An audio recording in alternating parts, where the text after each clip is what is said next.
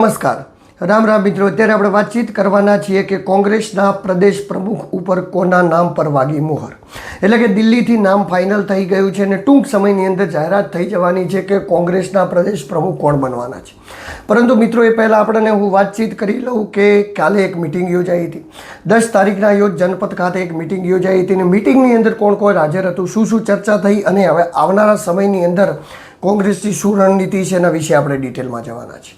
તો મિત્રો આ 10 તારીખની મિટિંગ યોજાઈ હતી। 10 તારીખની મિટિંગ જે યોજાઈ એમાં ગુજરાતના કયા કયા નેતાઓ હાજર હતા તો એમાં તમને વાતચીત કરું। હું ફોટો તમને બતાવી રહ્યો છું, મારી સ્ક્રીન ઉપર એક ફોટો શેર થઈ રહ્યો, ફોટોમાં તમે જોઈ શકો છો, જેમાં શક્તિસિંહ ગોહિલ હાજર હતા, ત્યારબાદ જગદીશભાઈ ઠાકોર હાજર હતા, ત્યારબાદ અમિત ચાવડા હાજર હતા, ત્યારબાદ ઇન્દ્ર વિજયસિંહ ગોહિલ હતા, જિગ્નેશભાઈ મેવાણી હતા, લાલજીભાઈ દેસાઈ હતા, લલિતભાઈ કથગરા હતા, ત્યારબાદ પરેશભાઈ ધનાણી હતા, શૈલેષભાઈ પરમાર હતા અને અમીબેન યાજ્ઞિક પણ હતા। એટલે કે કોંગ્રેસનું જે પણ પ્રદેશ લેવલનું નેતૃત્વ છે એ બધું જ એ જગ્યાએ હતું। હવે આ પ્રદેશ લેવલનું નેતૃત્વ એ જગ્યાએ હતું તો આમાંથી કોને પ્રદેશ પ્રમુખ બનાવી શકાશે કે કોને પ્રદેશ પ્રમુખ બનાવાયા એ વિશેની આપણે વાતચીત કરવાના છીએ। નામ એ લગભગ ફાઇનલ થઈ ગયું છે, મોહર એ વાગી ચૂકી છે, પરંતુ એની જાહેરાતની અંતિમ ઘડીઓ બાકી છે અને એ પહેલાં આપણે વાતચીત કરવાના છીએ કે કોનું નામ જાહેર થયું। તો શરૂઆતથી વાતચીત કરીએ તો જગદીશભાઈ ઠાકોર જેઓ પ્રદેશ પ્રમુખ આની આગલી ટર્મમાં જ રહેલા હતા એટલે એમનું નામ ઉપર સંભાવના બનવી એ ખૂબ જ ઓછી છે। ત્યારબાદ વાતચીત કરીએ તો ભૂતપૂર્વ પ્રમુખ એટલે કે શક્તિસિંહ ગોહિલ જેમણે હમણાં જ રાજીનામું મૂક્યું એટલે એમના ઉપર પણ શક્યતાઓ બનવી ખૂબ જ ઊભી છે। પરંતુ મિત્રો આ વિષય ઉપર જ્યારે આપણે વાતચીત કરતા હોઈએ તો જેમ ભાજપની અંદર એક જૂથવાદ છે એમ કોંગ્રેસની અંદર પણ એક જૂથવાદ ચાલે છે અને આ જૂથવાદના લીધે જ કોંગ્રેસ એ વારંવાર જૂથવાદનો શિકાર બને છે, જેની અંદર અલગ અલગ ભાગલા છે, જેમાં ભરતસિંહ સોલંકીથી લઈ ત્યારબાદ શક્તિભાઈથી લઈ અને અર્જુનભાઈ મોઢવાડી હતો તે બધાની પોતપોતાની અલગ અલગ ટીમો છે। કોંગ્રેસમાં પણ એ બી નહીં, એ બી સી એવી ટીમો છે, ભાજપમાં તો એ અને બી જ ટીમો છે, પરંતુ કોંગ્રેસની અંદર 3 ને 4 ટીમો છે જે અલગ અલગ પ્રકારે પોતપોતાના ગુટને આગળ લાવવાનું કાર્ય કરતા હોય છે। જ્યારે આ બધું જ થતું હતું એની વચ્ચે આ બધા જ લોકો ત્યાં પહોંચ્યા હતા। ત્યાં ભૂતપૂર્વ સાંસદ જ્ઞાનીબેન ઠાકોર પણ હતા। હવે આજ દિવસ સુધી કદાવર અને પ્રદેશના નેતાઓની અંદર બીજા બધા નેતાઓ આવતા હતા, પરંતુ જ્ઞાનીબેન પણ પ્રદેશના નેતૃત્વની અંદર પ્રદેશની અંદર એમનું પણ હવે વજૂદ ઊભું થઈ ગયું છે, એમાં કોઈ સાફ નથી। તો આ નેતાઓ ત્યાં પહોંચ્યા હતા। હવે પ્રદેશ પ્રમુખના નામ ઉપર ત્યાં ચર્ચા થઈ। ચર્ચાઓ એવી થઈ કે આપણે આ વખતે હવે પ્રદેશ પ્રમુખ કોને બનાવવા, કારણ કે કોંગ્રેસની સ્થિતિ એ ગુજરાતની અંદર લથડી રહી છે ને જે સારી પેટે રાહુલ ગાંધી પણ જાણે છે, કારણ કે વારંવાર એવો કહી ચૂક્યા છે કે રેસના ઘોડા અને લગ્નના ઘોડા આ બંને ઘોડાઓને અલગ અલગ જગ્યાએ ઉપયોગ કરવા પડશે। એટલે કે રેસના ઘોડાઓને આગળ લાવવા પડશે ને લગ્નના ઘોડાઓને ઘરે બેસાડવા પડશે, પરંતુ આનું અનુકરણ જેવું જોઈએ એવું જે દિશા તરફ થવું જોઈએ એવું થતું એવું લાગ્યું નહીં, કારણ કે શક્તિસિંહ ગોહિલ પ્રદેશ પ્રમુખ હતા, ખૂબ જ સારા હતા, પરંતુ ક્યાંક સંગઠનની બાબતે નબળા પડી ગયા તો કે વિસાવદર અને કડીની અંદર કોંગ્રેસે એવું પણ પ્રદર્શન ન કર્યું કે જેથી એમ કહી શકાય કે કોંગ્રેસ આ જગ્યાએ થોડી ઘણી મજબૂત છે કે મજબૂતાઈથી ફાઇટ આપી। જોકે વિસાવદરની અંદર તો આમ આદમી પાર્ટી જીતી ગઈ, પરંતુ કડીની અંદર પણ એવી કોઈ ફાઇટ ના આપી જરૂરિયાત કે જેથી એવું લાગે કે બીજેપી 40,000 જીતી ગયું। તો આટલો બધો વિરોધોનો જુવાળ છે, આટલા બધા લોકો ત્રાહી ગયેલા છે, સરકારથી ત્રાહીમામ છે, તેમ છતાં પણ સત્તા પરિવર્તન નથી થતું એનું ક્યાંક ને ક્યાંક કારણ એ કોંગ્રેસ પણ છે અને એટલા માટે છે કે મોટા ભાગના કોંગ્રેસના નેતાઓ ભાજપ સાથે મળેલા છે। ભાજપ સાથે મળેલા કોંગ્રેસના નેતાઓ એ પોતપોતાનો બધું જ કામકાજ એ જગ્યાએથી કઢાવી લે છે અને કામકાજ કઢાવી અને પોતાના રોટલા શેકવામાં જ એમને રસ હોય છે।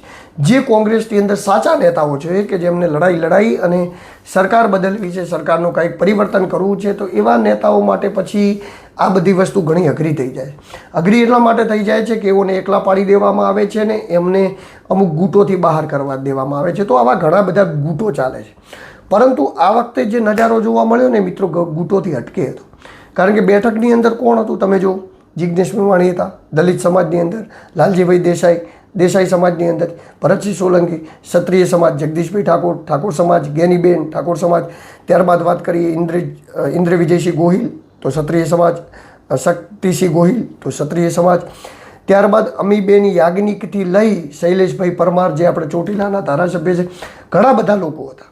જે આ બધા જ લોકો હતા ત્યારે કે પટેલ સમાજમાંથી વાતચીત કરીએ તો પરેશ ધાનાણી, લલિતભાઈ કગથરા, આ બધા જ લોકો જે હતા એનાથી હવે એવું લાગતું હતું કે બસ કોંગ્રેસમાં જે વધ્યા છે એટલા જ લોકો વધ્યા છે, હવે આનાથી વધારે કોઈ વધ્યું નથી. કારણ કે જે બીજા હતા બધા લોકોને ખેંચીને ભાજપ લઈ ગયું પૂરું.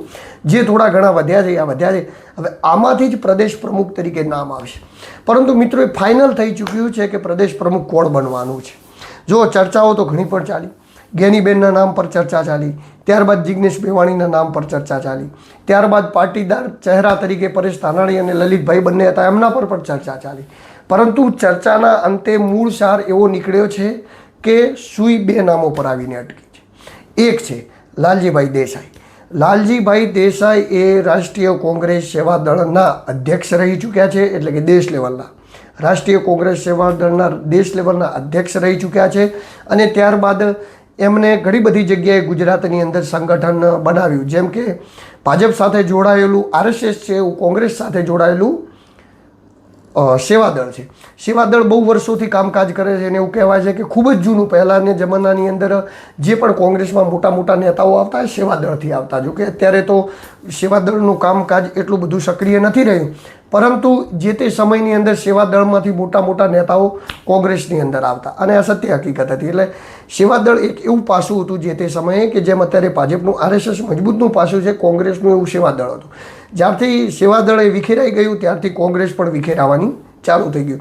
એટલે સેવાદળને જેમ તેમ કરી લાલજીભાઈએ ઘણી બધી મહેનત કરીને ઊભું કરવાની કોશિશ પણ કરી છે ને ઘણા બધા અંશે એવો સફળ પણ રહ્યા છે. રાજસ્થાન હોય, મધ્યપ્રદેશ હોય, ઘણા બધા રાજ્યોની અંદર સારું પ્રદર્શન સેવાદળનું હતું.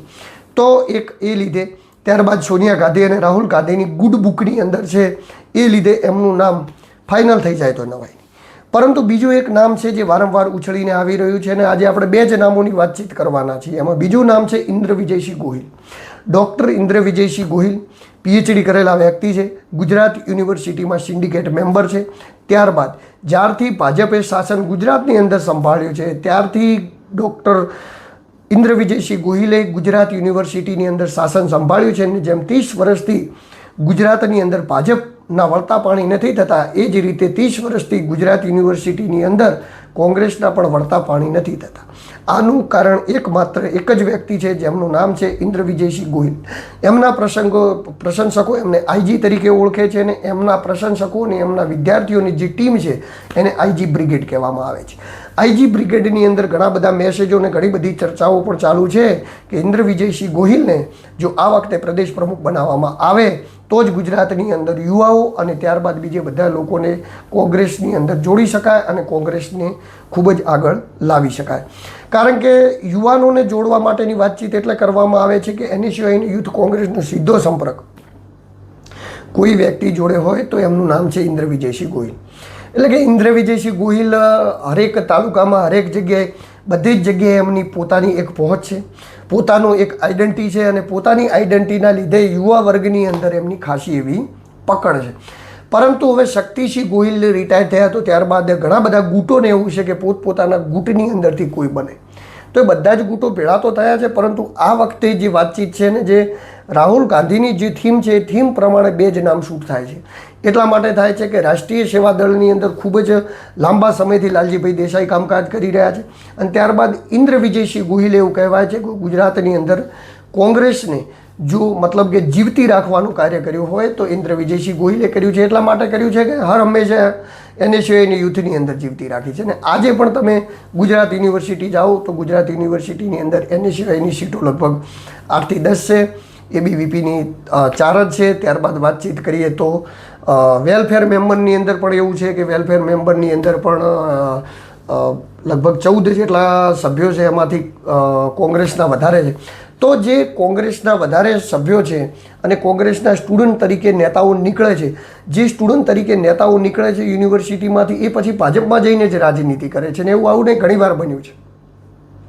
ઘણા બધા એવા નેતાઓ છે, અત્યારે આપણે નામ ગણાવવા જઈશું તો ઓછા પડશે, કે જેઓ ભાજપમાં અત્યારે ટોપ લેવલની રાજનીતિ કરે છે, જેઓ જે તે સમયે NSA અને યુથ કોંગ્રેસ સાથે જોડાયેલા હતા. એટલે કે સ્ટુડન્ટની રાજનીતિ કરતાં કરતાં એઓ ભાજપમાં જતા રહ્યા અને ભાજપમાં ગયા બાદ અત્યારે એઓ ટોપ પર છે. તો એ એક અલગ વિષય છે કે રાજનીતિ ક્યાંથી લોકો શીખ્યા અને ક્યાં ગયા અને ક્યાં પ્રગતિ કરી. પરંતુ ઇન્દ્રવિજયસિંહ ગોહિલનું નામ એટલા માટે સૌથી વધારે ચર્ચામાં મનાઈ રહ્યું છે, કારણ કે ઇન્દ્ર વિજયસિંહ ગોહિલ સંગઠન બનાવવાની, સંગઠન ઉપર પકડ રાખવાની અને સંગઠન ચલાવવાની મજબૂતની શક્તિ છે. મજબૂતની શક્તિનો મિત્રો તમને એક જ દાખલો હું આપી દઉં, એટલા માટે કે જે વ્યક્તિએ આવી બધી ખરાબ પરિસ્થિતિમાં પણ 25-30 વર્ષથી સરકાર છે, તો સરકારે સહકારી ક્ષેત્રો ઉપર કબજો કર્યો, બધા જ ક્ષેત્રો ઉપર સરકારે કબજો કરીને બધા જ ક્ષેત્રો સરકારે પડાવી લીધા. કોઈકમાં કોંગ્રેસ હતું, કોઈકમાં ખેડૂતો હતા, કોઈકમાં બીજું હતું, અલગ અલગ હતું, તો પણ બધું પડાવી લીધું. પરંતુ આ દિવસ સુધી સરકાર પણ ગુજરાત યુનિવર્સિટીએ કોંગ્રેસ જોડીથી પડાવી શકી નથી. એનું એકમાત્ર કારણ છે ઇન્દ્ર વિજયસિંહ ગોહિલ. કારણ કે એમની મજબૂતાઈ, એમની સ્ટુડન્ટો ઉપરની મજબૂતાઈ, એમના લીડર મેકિંગ કરવાની એક જે રીત છે એ બહુ સરસ છે. એમમાં ઘણા બધા નેતાઓની ખાસિયત હોય છે, પરંતુ એક ખાસિયત ઇન્દ્ર વિજયસિંહ ગોહિલની એ છે કે એઓ નેતાઓને તૈયાર કરે છે. મતલબ કે કિંગ નથી, એ કિંગ મેકર છે. તો નવા નવા નેતાઓને લાવવા, નવા નવા નેતાઓને આગળ વધારવા, સ્ટુડન્ટ લાઈફમાંથી કોનામાં નેતૃત્વનો ગુણ છે અને નેતૃત્વના લોકોને કેવી રીતે આગળ વધારવા. તો આવા સચોટ પ્રવણના ગુણો છે. એ જ ગુણોને કારણે એમનું નામ સૌથી વધારે આગળ હશે એવું મને લાગી રહ્યું છે. પરંતુ હવે ફેસલો એ કોંગ્રેસના હાથમાં છે. કોતા લાલજીભાઈ દેસાઈનું નામ આવે છે, કાં તો પછી ઇન્દ્ર વિજયસિંહ ગોહિલનું નામ આવે છે. પરંતુ મિત્રો એક વાત સાફ છે, ઇન્દ્ર વિજયસિંહ ગોહિલનું નામ આવે તો કોઈએ નવાઈ નહીં લગાડવાની, કારણ કે એમની શક્યતાઓ 100%, એટલે કે એમાં 100માંથી 70% શક્યતાઓ ઇન્દ્ર વિજયસિંહ ગોહિલની કોંગ્રેસના પ્રમુખ પદે બનવાની રહેલી છે. 30% જેવી શક્યતાઓ લાલજીભાઈ દેસાઈની રહે છે. અન્ય કોઈ બની જાય તો આપણે કશું કહેતા નથી, પરંતુ અત્યારે આ ક્ષણે આપણને એવું લાગતું નથી કે અન્ય કોઈ પ્રદેશ પ્રમુખ કોંગ્રેસનો બને. કારણ કે જે રીતે કોંગ્રેસનું જનોત પનોત આખા ગુજરાતમાં નીકળી ગયું છે અને આમ આદમી પાર્ટી એ કોંગ્રેસ ઉપર આવી થઈ રહી છે, એ જોતાં હવે એવું લાગી રહ્યું છે કે કોઈ મજબૂત નેતૃત્વ એ કોંગ્રેસની કમાન સંભાળે, કે જેને સંગઠનનો બહોળો અનુભવ છે, જેના સંગઠનમાં કામ કરાવી શકે છે, કરી શકે છે, અને સંગઠનને કેવી રીતે સાથે રાખવું, કેવી રીતે યુવાનોને સાથે રાખવા. કારણ કે કોઈ પણ ઇલેક્શન એ યુવાનોથી જીતાય છે અને યુવાનોથી જ ઇલેક્શન જીતાતું હોવાથી યુવાનોને કેવી રીતે હાથે લેવા અને યુવાનોને હાથે રાખી અને પછી વસ્તુને કેવી રીતે આગળ વધારવી, એ વિશે જોઈ અને એ વિષય ઉપર કોઈ પણને જવાબદારી મળી શકે તો એમાં નવાઈ નથી. હવે મિત્રો, ગણતરીના કલાકોની અંદર જે જાહેરાત થઈ જવાની છે કે ગુજરાતના કોંગ્રેસ પદના પ્રમુખ કોણ બનશે, એટલે કે પ્રદેશ પ્રમુખ કોણ બનશે. પ્રદેશ પ્રમુખની જાહેરાત લગભગ આજે થાય, કાલે થાય કે 1-2 દિવસમાં થઈ જશે. કારણ કે દિલ્હી જ્યાં નેતાઓ ગયા હતા, ફરી એકવાર હું તમને બતાવું, ફોટો મારા સ્ક્રીન ઉપર શેર થઈ રહ્યો છે. જો બધા જ નેતાઓ જે બેઠા હતા, ચાય પી રહ્યા છે અને જે આ ચર્ચા કરી રહ્યા છે, બધા જ ચર્ચા કરવા નેતાઓ દિલ્હી એ પ્રદેશ પ્રમુખ માટે ગયા હતા. બધાએ પોતપોતાની રીતે રજૂઆત કરી છે, પોતપોતાની રીતે રજૂઆત કરી અને હવે વાતચીત કરી છે. હવે કોણ પ્રદેશ પ્રમુખ બને છે, એના પછી કેવો બળવો થશે એ પણ શક્યતાઓ છે થોડી ઘણી, પરંતુ એ જ્યારે પ્રદેશ પ્રમુખનું નામ જાહેરાત થઈ જશે એના પછી ઘણી બધી જગ્યાએ બળવા થવાની શક્યતાઓ છે, એ પણ તમને બતાવીશું. આ પણ તમને બતાવ્યું. તો મિત્રો, હવે જોવાનું રહ્યું કે કોણ બને છે, પરંતુ આપણને એવું લાગે છે કે 70% ઇન્દ્ર વિજયસિંહ ગોહિલ અને 30% લાલજીભાઈ દેસાઈ એ કોંગ્રેસના પ્રદેશ પ્રમુખ બને તો એમાં નવાઈ નથી. નમસ્કાર, રામ રામ. હું છું દિલુ ચૌધરી. ને મિત્રો, જો તમને મારા વિડીયો ગમતા હોય તો મારી ચેનલને લાઇક, સબસ્ક્રાઈબ, ફોલો કરો, જેથી હું આપના માટે આવા અદ્ભુત વિડીયો બનાવતો રહું.